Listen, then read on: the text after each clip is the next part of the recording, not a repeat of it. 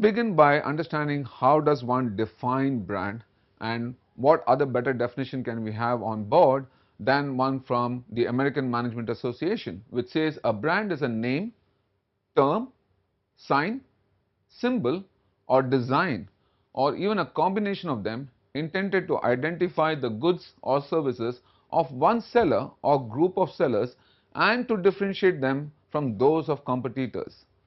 Thus, a brand is nothing but a product plus a bundle of emotions. And that's how the American Management Association defines brand. So, what is a brand? For a start, we can say brands are psychology and science brought together as a promise mark as opposed to a trademark. Trademark sounds very legal, very legalistic. However, when you say a promise mark, this is what the marketer is trying to promise to a customer through his brand. So, for example, when we say Navtal locks, it goes without saying the level of trust, the kind of trust and confidence a customer has in Navtal locks. The padlock that we get for locking our houses, this is come from the house of the Godrej. So, the Godrej Navtal lock conveys nothing but psychology and science because it's very strongly built. Brands convey a uniform quality, credibility and experience. What other example can we give better than McDonald's? The McDonald's brand and the burger lends a uniform quality whether you are in Turkey, Cyprus, the Americas, the Indias, the Bangladeshs. The brand quality remains the same, credibility of a very high order and a very good experience. Brands are valuable, yes, of course, they are extremely valuable. We hold it very close to our chest and they do connotate a lot of content and value for us. Many companies put the value of their brand on their balance sheet. Yes, of course, a very strong brand like Cadbury's can go on to the balance sheet because it has got a huge amount of value attached to it over the years. And therefore, one can always say a product is what comes out of a factory.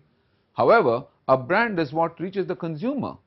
For example, you might buy a Louis Philippe shirt, whereas I might end up buying a Van Heusen or an Aero. So, between a Louis Philippe, a Van Heusen and an Aero, that's what you get as a brand, but what comes out of the factory is nothing but a shirt. Right. A brand is also an identifier of the seller or the maker. Yes, it clearly earmarks or demarcates who the seller is between a chocolate coming from the house of Cadbury's versus a chocolate coming from the house of the Nestle's. There is a clear differentiator and an identifier there.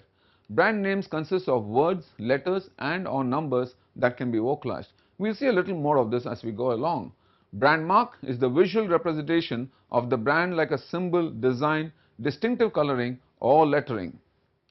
For example, the DHL, the way they style the lettering of DHL is a clear identity of the brand DHL. Promise of the seller to deliver a specific set of benefits or attributes or services to the buyer. The Raymond suiting is a classic example of the promise of the seller to deliver a specific set of benefits or attributes. What is a brand? Something a person can relate to himself, like a sign or a symbol, Apple computers, a term, Nokia, logo, General Electric, GE, taste, Coca-Cola, or sound like Intel. It can be good or bad. It exists primarily in the minds of your customers, consumers, prospects and employers. Used to show customers that one product is different than the product of the other manufacturer. That's where the brand identity comes and you start differentiating between two brands and two companies.